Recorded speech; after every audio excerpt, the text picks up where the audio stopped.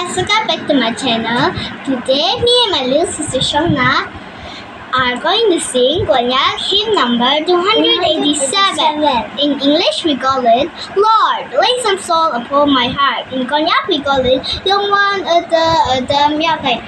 And as usual, we are going to sing in Konyak. So let's sing.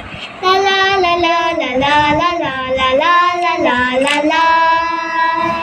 Yung one đơm giác gần đơm gần đơm pha ngang tam đi quỳ bơi la ca đâu ở tuổi ở chờ nắng trương để xe ya ha ở tâm quỳ ở bên nơi tâm pha nhị chơi cả ta ở tâm quỳ la gần trong pha anu kata tang de vui phật nàng chương nét sẽ kata vui ở trong lạc ở ngàn ya yên ngang ở từ ya phật nàng chương nét sẽ ya ha ở tâm vui ở bay nơi tâm phật đi chơi cả ta ở tâm vui lạc ở từ trong phật ở tâm vui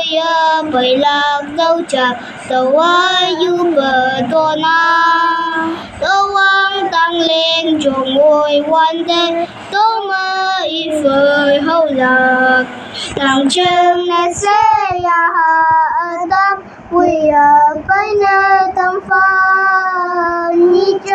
đi chơi cả ta ở tâm vui lạc ở trong pha.